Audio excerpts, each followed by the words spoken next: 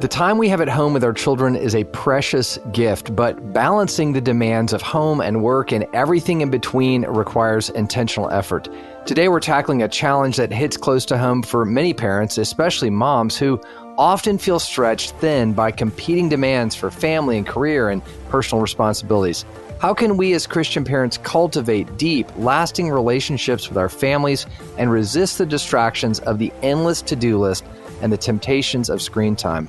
And how can we use our time at home to reinforce the values and lessons their children are learning at school? Dads, you're not off the hook. This conversation is just as much for you. Join us for this conversation as we seek wisdom, encouragement, and a fresh perspective on making every moment count on this episode of BaseCamp Live. Mountains. We all face them as we seek to influence the next generation. Get equipped to conquer the challenges, summit the peak, and shape exceptionally thoughtful, compassionate, and flourishing human beings. We call it Ancient Future Education for raising the next generation. Welcome to BaseCamp Live. Now your host, Davies Owens. Welcome to BaseCamp Live. Davies Owens here. Part of the journey that we take every week is coming together and thinking more about this important job that God has given all of us to raise the next generation. Some of you who are listening are parents, some are educators, some wear multiple hats. We got grandparents, we've got folks who are just concerned about the next generation from all around the world. And it is always a joy to hear from you. You hear me say it every week, but podcasting is one of those odd experiences where it's kind of me in a room and a microphone, and there are thousands of people out there listening. And I would love to hear from you. It's a blessing just to know where you're listening from, what's on your mind, what you're thinking about. Info at BaseCamp Live. Love to hear and connect with you. Also, just want to say, as always, a couple shout outs to some folks who are doing great work around the country and are part of the BaseCamp Live listener family, as well as joining us on the new Zipcast communication media platform, which we are so excited about. We've got schools waitlisted right now. We just can't take on any more folks. We've got big announcements coming next year for Zipcast 2.0. We'll tell you all about that. But for this episode, just want to shout out to Del Cook, head of school at Sand Hills Classical Christian School in Whispering Pines, North Carolina, as well as Stuart Davidson, head of school at the Coram Deo Academy there in Bremerton, Washington. Thanks for being a part of the BaseCamp Live and Zipcast family. We are so glad to be on the journey with you. In this episode, I have the privilege of sitting down with Charity Gibson. Charity is the English professor at the College of the Ozarks, where she's taught for 13 years. She has a PhD in literature and has in the past done most of her writing around academic topics, but she really felt God prompting her to branch out and to connect primarily with women beyond the work she's typically done in the academy. And she believes that despite differing interests and areas of expertise, women really share so much in common in terms of partnering with their families. And as I said in the intro, dads, don't tune out. There's something here for you as well. Her new book, The Working Homemaker, Employed Christian Moms Desiring a Thriving Home Life, is really encouraging in terms of just how do we redeem the time while our children are with us, really regardless of where we are on working in the home or outside the home, or whether you're a dad or a mom. I think a lot of wisdom here that I look forward to continuing these conversations with her. We are, as always, grateful in each episode for those organizations that partner with us and sponsor these episodes: the Classic Learning Test, Gordon College, Classical Academic Press, Wilson Hill Academy, and Life Architects Coaching. Thank you so much for your partnership. You can learn more about them on our BaseCamp Live website and the partners page. Without further ado, here is my conversation with Charity Gibson. Well, Charity Gibson, welcome to BaseCamp Live. Thank you so much, Davies. It's great to be here with you. It's so good to be with you, Charity. Thanks for reaching out and for the great work you're doing. Share with folks a little bit of your story. I know you wear a lot of hats, but associate professor of English there at College of the Ozarks, which, by the way, I've so enjoyed being on your campus. I had the privilege of being there before, and love just share a little bit about the work that's going on there as well. Yeah, so I am at C of O, as we call it, the shorthand for College of the Ozarks, and I was actually a student there myself, and then came back to teach, and I'm about halfway through my 13th year now. So I've really enjoyed that, and that is kind of, a big part of my professional identity. But then on the opposite side, I'm also a wife and a mom. I've got 4 children. They are kind of the heartbeat of everything that I do as well. And so I think what we're kind of going to be getting into a bit is just kind of how to think about specifically certain things related to the way that our family is functioning and how that can align with other things, including the work that parents are doing, but then of course also the other things that kids are involved with school and all of that.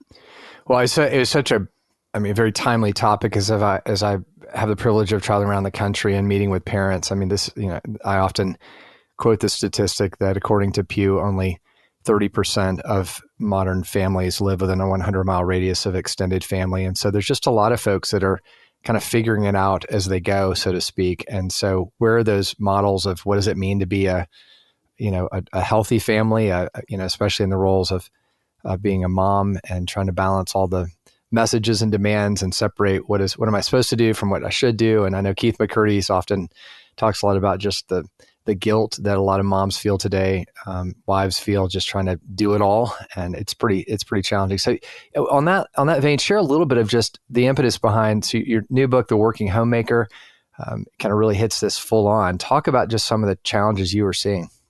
Yes, thank you. The book, The Working Homemaker, it really does put the home front and center. And really the motivation for writing it was just recognizing all of the ways that families today are being pulled in all of these different directions. Some of the ways that we are being pulled, we could say, this could be a negative thing to be pursuing, and we need to redirect. But a lot of these things are decently positive. But when you put so many things on top of each other, it just becomes too much. And so in thinking about specifically my role as a working mom, and then my children, they're attending a classical Christian school, and my youngest is still in daycare. But during the week, my kids spend more time away from me during their waking hours than they do with me and my husband. And so I don't think guilt is a helpful framework. Mom guilt is very real. Parent guilt in general can be very real. And though I don't think that's a good impetus for the way that we act, it does help put things in perspective. That time, and I think this would be true regardless of what that family dynamic looks like. But if our children are away from us at school, that time is one of our most precious resources. And so really thinking about how much time do we have together at home? And then how are we using that time together when we are home?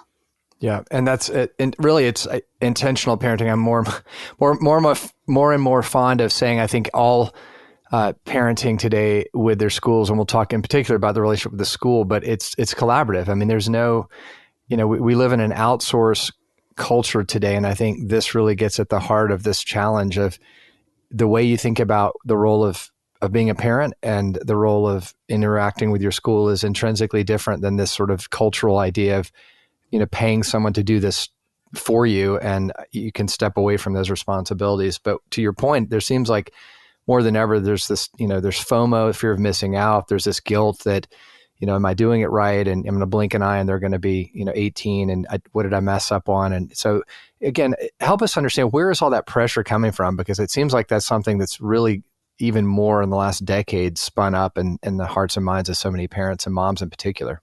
Yeah, I mean, I think if we look at Western culture as a whole, we do see the idols that we've constructed, and busyness is certainly one.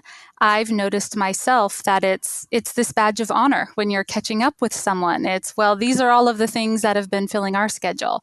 What about you? And if you don't have those things, or your kids don't have those things, you can kind of start to wonder, are we unpopular and we're just not being asked to participate? Are we lazy? Are we, why aren't we involved like everyone else seems to be? And so I think there's that. There's maybe that we kind of observe and then assume what we're supposed to be doing based on that. And our observations may or may not be correct. We might be seeing someone else in a busy moment and not realizing that's a season and that's not their norm. But I do think that the busyness is something that, it kind of is related to productivity and worth and value coming from that. And then alongside with that, I think thinking about talent and being capable, And especially, this is good to an extent, but especially when we're thinking about families that are prioritizing having their children in school environments where they are being challenged, and we see the value of that. But then there can be kind of a ripple effect into, well, I want them to have, all of this experience with, and then fill in the blank: sports, extracurricular, fine arts, socialization. And though all of those things are great in moderation, they can kind of just build up to be something Yeah. that's a burden. Well, yeah, that keeping up with the Joneses is alive and well, even in our Christian circles. And some of it's well intended. We don't want our children to miss out on an opportunity. And so, again, another statistic I often quote is, I think 58% of students, elementary and middle high school students today are in 3 or more after school activities. So, they come crawling in the house at 8:00 at night, ready to start their homework, and the parents are feeling like they've done a lot, trying to do all they can, but it's like the rules of engagement are so impossible. I want to, one of the things that you really focus on that I know is a very real issue, especially for Christian women, is this tension between, do I work outside the home, or what does that look like? I know years ago, I can remember when I was ahead of school in Atlanta, a mom saying to me, I've always thought about this. She said, when I went to look at your schools as a prospective parent, the number one thing I was looking at was, are these my people? And she said, I'm a working mom, and if all the moms here are, stay-at-home moms, I'm going to kind of feel like the weird outsider, or maybe even judged because I'm working outside the home. So this is a real tension. And I think even, post-COVID, you've got inflation and more people are trying to juggle tuition payments. And so there's all these mitigating factors. And I think that variable of, is this a school that's going to accommodate the real frame of my family today? And obviously there's some people that, work for maybe wrong reasons. Other people, there's just survival. So talk to that stress, because again, it seems it's very real and very universal among a lot of moms today. I think you're exactly right, that's kind of tension of, how do I do both things well? If I'm working and then I'm staying home at the same time, or if I'm working and then I'm wanting to be present when I am home at the same time. I have noticed that I think certain values, which maybe we would call traditional values or classical values, and ways that extends to education, sometimes does trickle down into certain tendencies in terms of how families organize, whether or not the mom's more likely to stay home, which I have noticed some of that. But really, this book, I think, was trying to highlight ways that being a homemaker is something that all of us as women can kind of share in, and that can be the kind of the bridging of that gap, that we can all have these homemaking hearts that are towards our children and toward our husbands, kind of regardless of what we're doing between 8 to 5. And I've found a lot of grace and acceptance from women that maybe are doing things differently, in the fact that we can recognize that shared vision and the shared goals. And I think that's true for the moms and dads. We might see families doing things a different way than we are a little bit, but when those big picture ideas and values in terms of how are we choosing to spend our time away from work and school, when those are in place, then it can still create a lot of solidarity in Christian families.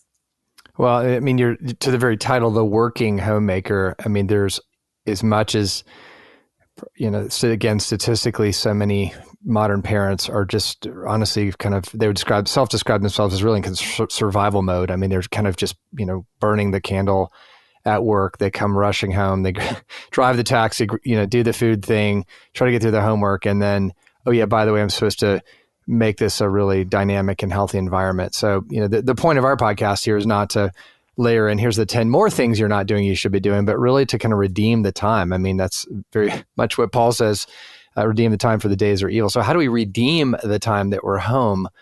Because whether it's, full-time at home in the capacity of a homeschooler, or it's very limited at the end of a very long day, what I love about what you're writing is there's an intentionality and purposefulness in it, which is a great message.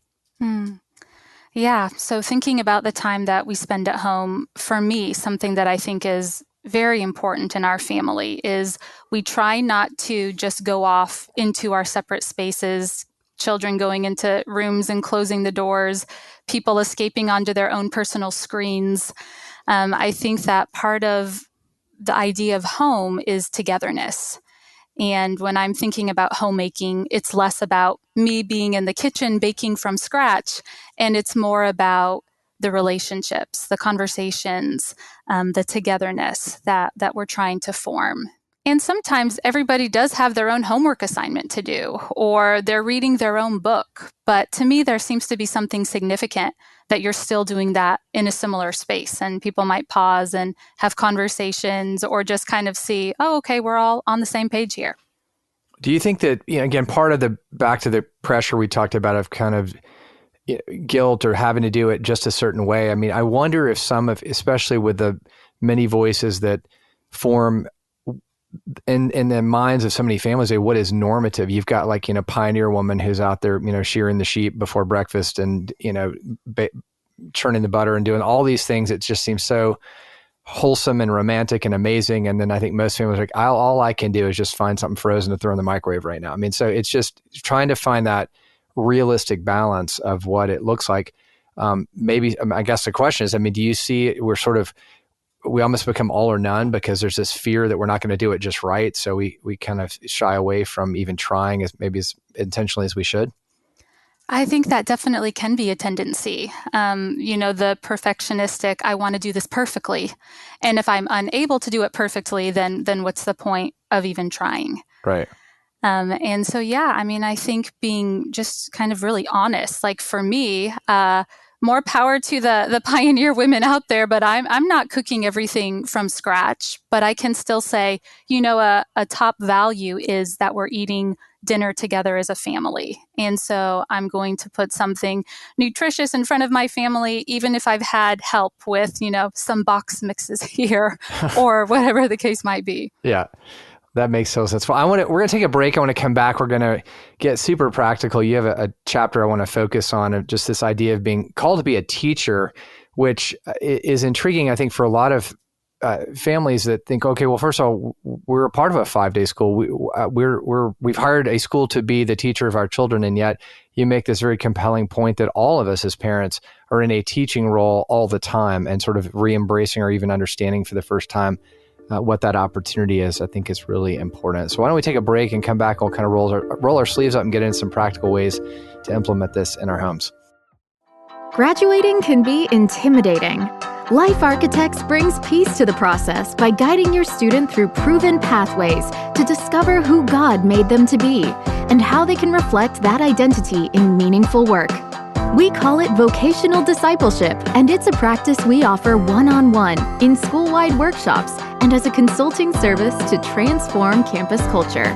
Learn more at lifearchitectscoaching.com today. Well, Charity, as we think about the role of the modern parent and the amazing gift and blessing of partnering with a school, whether it's a 5-day week or a collaborative school, or maybe somebody's listening is homeschooling, there's an element in which we're doing this in partnership with these other folks and other organizations. And yet it still kind of leaves the question, well, what is my job as a parent when I'm with my children in the home?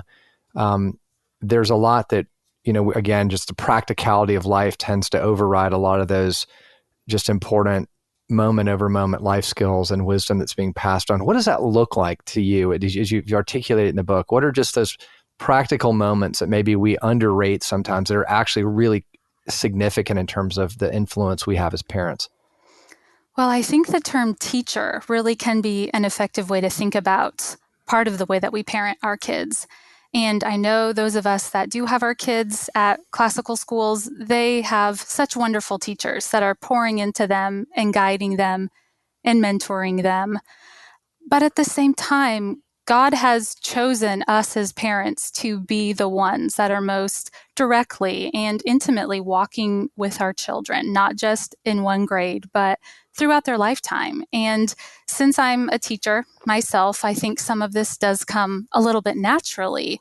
But a lot of this teaching moves far beyond academics. And so the way that I look at it, I think there's actually 5 different ways that as parents that we can think about teaching our own children.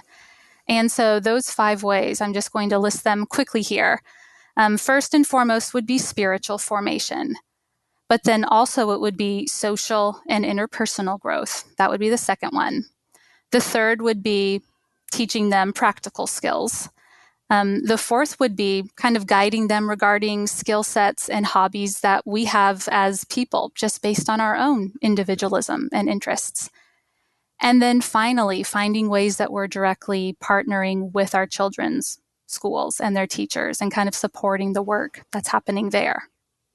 That's I think it's helpful to have categories like that because, again, sometimes I think maybe we're more intentional about one and then we just don't really have a written objective, a goal. And I'm a big fan of writing out, just like schools have goals of their graduates. Like, what are the goals when your child is 18 and heading off to college and life? What is that? What are those things you hope they know how to do? And, I love that you're tackling everything from maybe the more obvious, I would hope, kind of spiritual formation down to wow, my child's never learned how to, prepare a meal. That might actually be helpful as they move into the world. So let's get practical in terms of unpacking some of those. I'd love to just hear some of those ideas that you're bringing to life. And I know in the book you talked about this idea of coincidental teaching, is it coincidental? Yep, that's right. Coincidental. Yeah. Coincidental teaching. Talk about that, because I think that's when I read that, that's really helpful in terms of a term to think about this role and what it looks like. Right. So I think when we think about a coincidence, it didn't necessarily happen on purpose. We didn't plan it. It's just sort of, oh, well, this is a coincidence.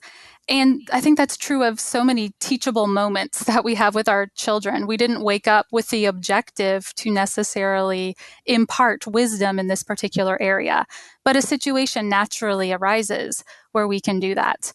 And so when we think about a lot of the soft skills that our children need to have, and I see this as well at the college level, even that, it's not all just about the cognitive hard skills in terms of knowledge, but what are the people skills?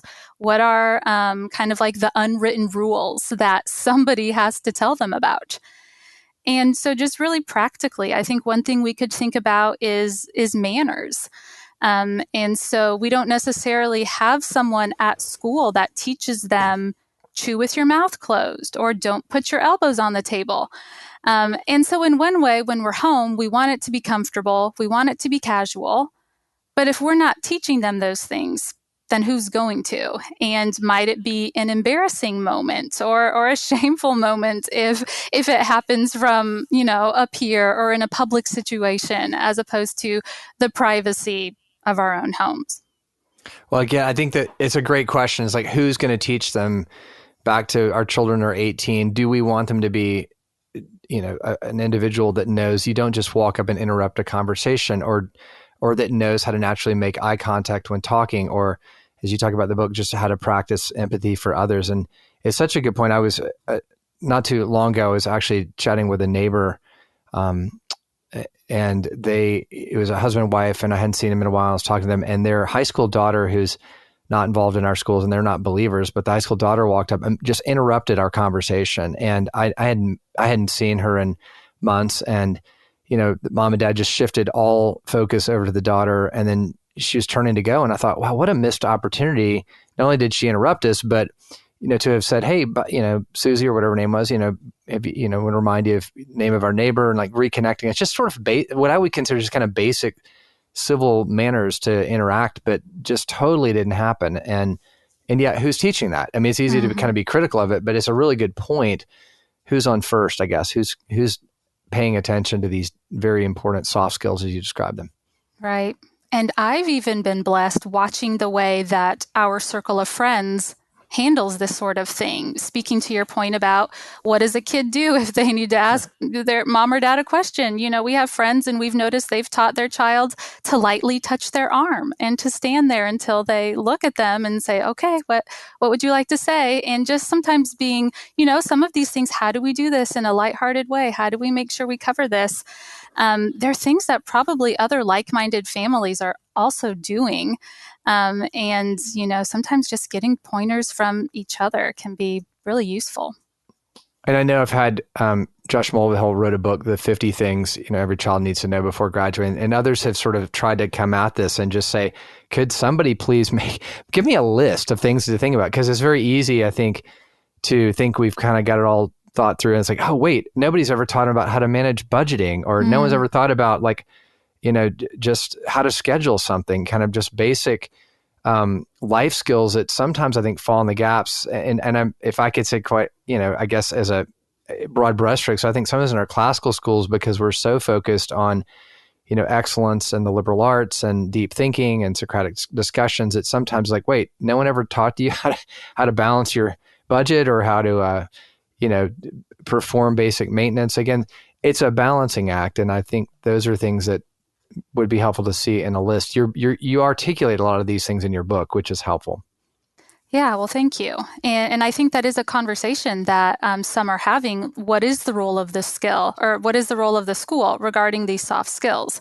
And I've heard some, thinking that it is the teacher's job to do some of this. And personally, that's what I so enjoy about Christian classical education, is that they're partnering with us as parents, and that is seen as being part of within our jurisdiction, that teachers have plenty on their plates to get through the subject matter and all of that. So again, kind of reclaiming that as the territory of the home, the territory of the private sphere, as opposed to the public sphere, right. is again just a practical way for us as parents to see ourselves as teachers.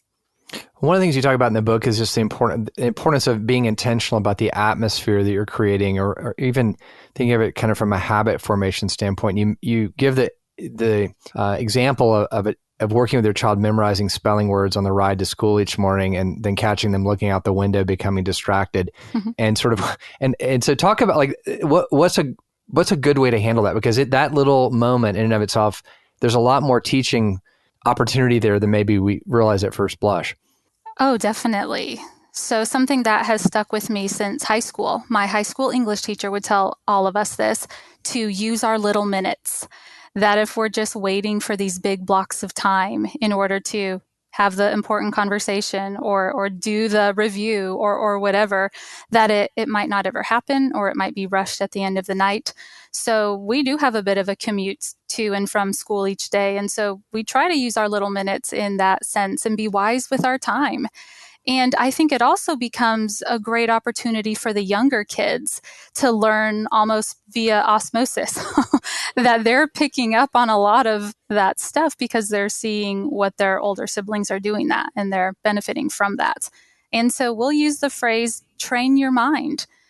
Just as we have to train our bodies if we are training for some athletic endeavor, that we do have to train our minds sometimes. But then it's also, I think, when we're thinking about soft skills and practical skills in the home, we have to train our hearts, that it's oftentimes not the most enjoyable things to do. And so it's the important things that sometimes we have to cultivate ourselves to have an affection for those. Mm-hmm. Well, and I think that's a great phrase, train your mind. I mean, are there little slogans that you have in your house that, to your point, you're riding in the car and you turn to the younger one that's looking out the window and not focusing on their spelling words, and you go, hey, remember, train your mind. Everybody in the car just was like reminded, oh yeah, we're supposed to train our mind. That's actually something we celebrate. It's something we've normalized. So that's a great, to put that on your family t-shirt. We train our mind around here. We do hard things, we live sturdy, as Keith McCurdy would remind us. So yeah, these are great suggestions, Charity, and ideas of what this looks like lived out. Why don't we take another quick break? We'll come right back, and we're going to just jump into more of these. Your book is so filled with these just day over day, moment over moment ways of being the teacher in your home as the parent, which is a wonderful way to think about it. We'll be right back and continue our conversation. You choose a traditional education for a reason. So why use standardized tests that don't reflect that? BaseCamp Live is proud to partner with Classic Learning Test, which offers online academic assessments that strengthen a traditional education. CLT's assessments for grades 3 through 12 provide a meaningful metric of students' abilities, equipping parents and educators, and helping students pursue a fulfilling future. Explore CLT's assessments by visiting www.cltexam.com/Basecamp. Well, Charity, what I love about this idea of really being intentional and partnering well in your home is that there's things we should already be doing that maybe we don't think of it in terms of ways to involve our children, like our own hobbies and connect with them. It's one of those things that stood out to me. I'm a big fan of automobile restoration and restored cars, and Okay. my kids have been a part of that. I'll save stories for later, but I've thought about, is this hobby taking me away from my family or involving them? And so in this case, it was a win-win because it's become kind of something our families have done a good bit together. But yes, talk about that, because I think there is a place for being intentional even in a hobby. Okay. Yeah. How early were your kids able to start participating in that? Pretty early, very early. Yeah.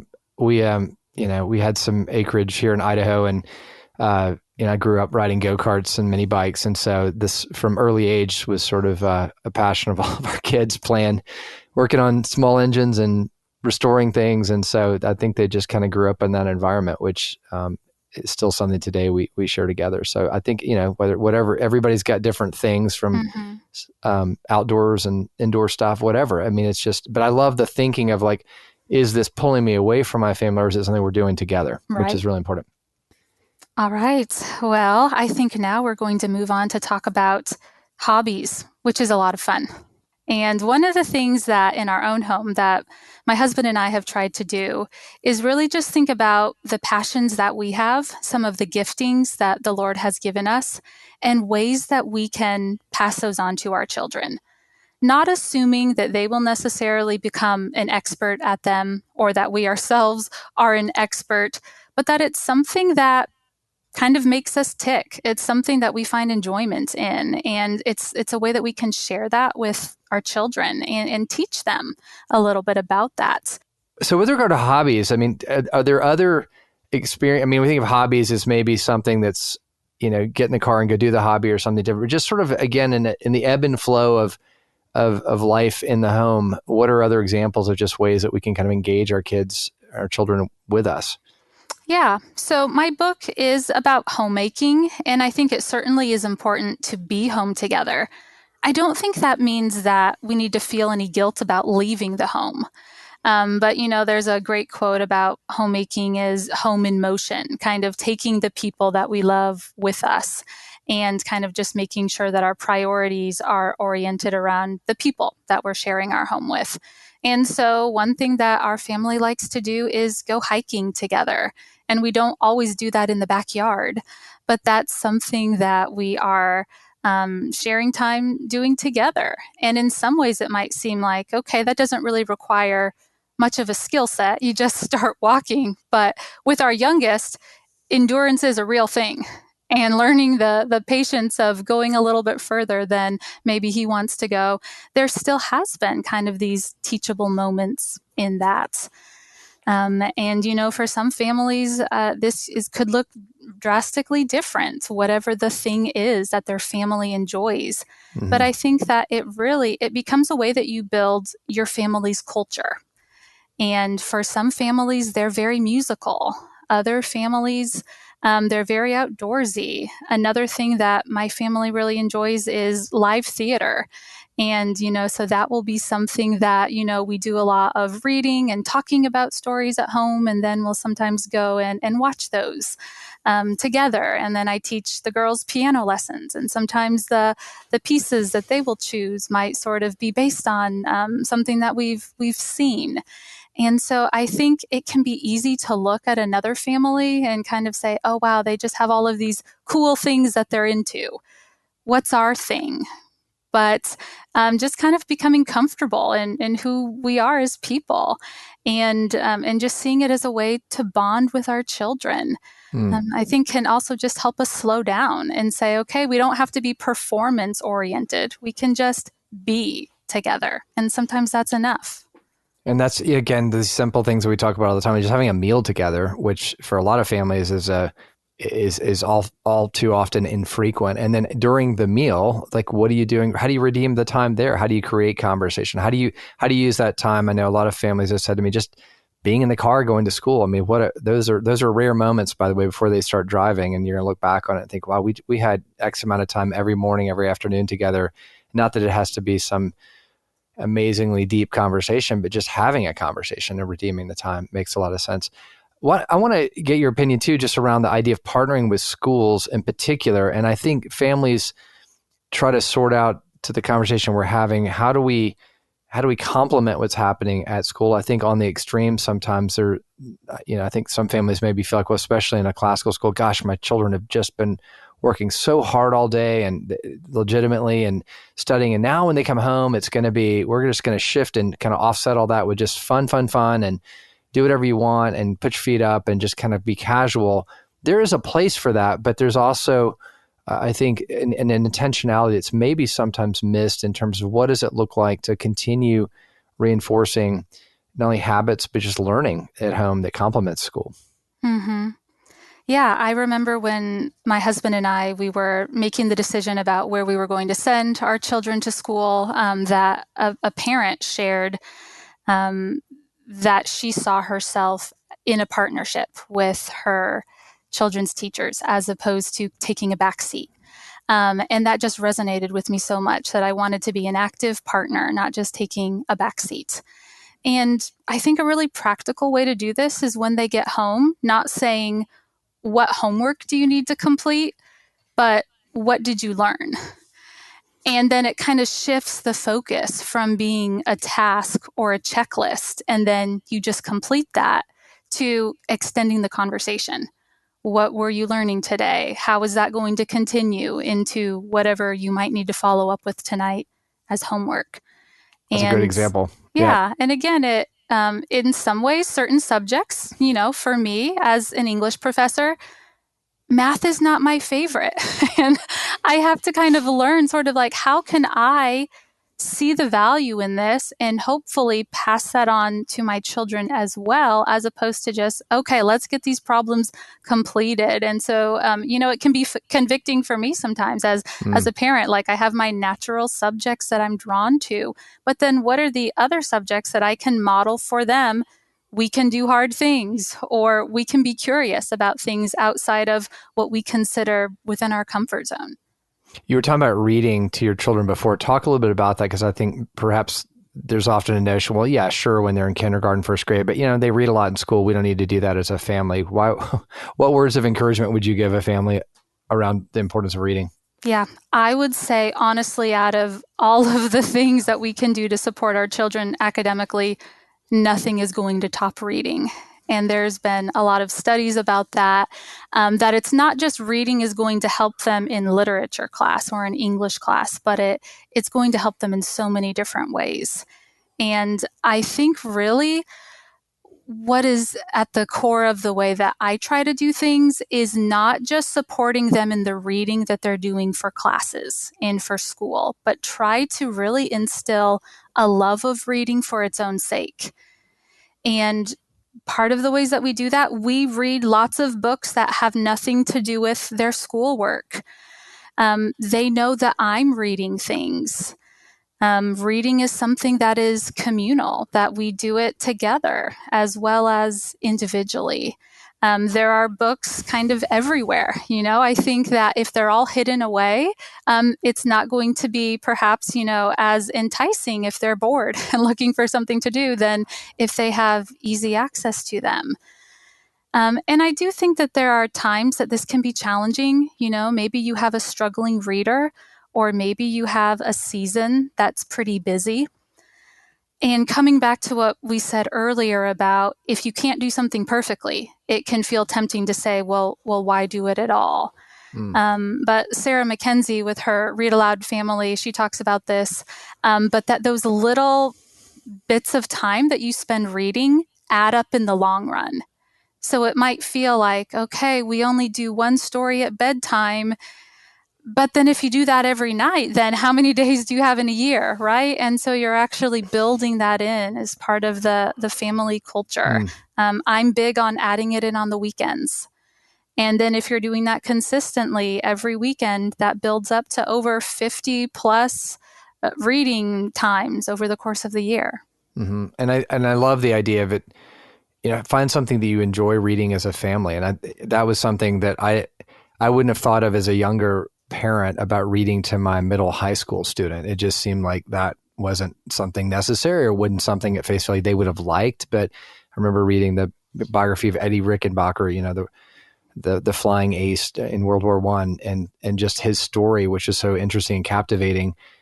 We read that to our children in high school, and just, I think it was, it would vary at the times we do it, but it became part of a ongoing experience that they were even asking about. So it's an intentional effort that you have to make, but the fruit of it's certainly rich. And I love that you're recommending that. So, one thing you were just alluding to is kind of this idea of really starting where you are. We began the interview just by saying the goal here is not to give you 15 more things to do and even overwhelm you further, but to encourage you to embrace these moments that are all around you. And you say in the book that anything worth doing is worth doing poorly. That's kind of an interesting way to look at it, but it's like, just start somewhere. Don't fret that you got to be perfect. So help us understand that idea, because it's very important. Right. I mean, it feels rather counterintuitive, because we know anything worth doing is worth doing well. But if something is truly worth doing, then doing it imperfectly is still better than not doing it at all. And I like to use the example of brushing your teeth, that we all know we should brush our teeth at least 2 times a day. But if we are not meeting that bar, it's still much better to brush our teeth once a day than not at all. Not that I'm recommending not having good dental hygiene, but a little bit is better than none. Right. And so, when we're thinking about, and it might be, okay, how long can we sit and do this? Maybe if we haven't really been prioritizing reading, after 5 minutes, everybody's antsy. That 5 minutes, maybe that doesn't feel great, but we got to start somewhere, and then we can extend it to 10 minutes. And then before you know it, they're asking for another chapter. That's right. Well, that's a good word of encouragement there. Well, sure, there's so much more to talk about. You've got a lot more in your book, and I just encourage folks to dive in and read more and learn more from you. Tell folks how they can find you and learn more about your work there. Okay, well, thank you for asking. So I do have a website. It's charitygibson.com, and there's more information about me, and the book is there as well. You could go directly to Amazon as well, and the full title, so it's The Working Homemaker, and then the subtitle, Employed Christian Moms Desiring a Thriving Home Life. Love it. Charity, thank you for your words of encouragement and the great work you're doing. I know this will speak very much to so many working families out there carrying this important role of raising the next generation. Thanks for your encouragement. Thank you so much for having me. This has been really enjoyable to have a conversation about these things that we're clearly very like-minded about. Absolutely. Thanks so much, Charity. This episode of BaseCamp Live is sponsored by the program at Gordon College, one of the nation's top Christian liberal arts colleges. Their program equips rising the classical Christian movement with the knowledge, skills, and relational wisdom to lead thriving schools. Earn your graduate degree in leadership in a 2-year hybrid program designed by classical leaders for classical leaders. Learn more at gordon.edu/graduate/classical. Well, you've done it. You made it through another episode of BaseCamp Live, and I sincerely hope that you've been encouraged along the way. Thank you for being such a faithful listener. And thanks again to America's Christian Credit Union, Classic Learning Test, Gutenberg College, and Wilson Hill Academy for sponsoring this episode of BaseCamp Live. Be sure to give us a 5-star rating on Spotify, Apple Podcast, or wherever you're listening from. We would love to hear from you, and let us know what's on your mind, what questions you have. Email us at info@basecamplive.com. We really do appreciate you as a faithful listener. Take a moment and invite other parents and school leaders, anyone involved in raising the next generation, to listen to the podcast, and we will see you back here next week with another episode that you will not want to miss. Thanks again for listening.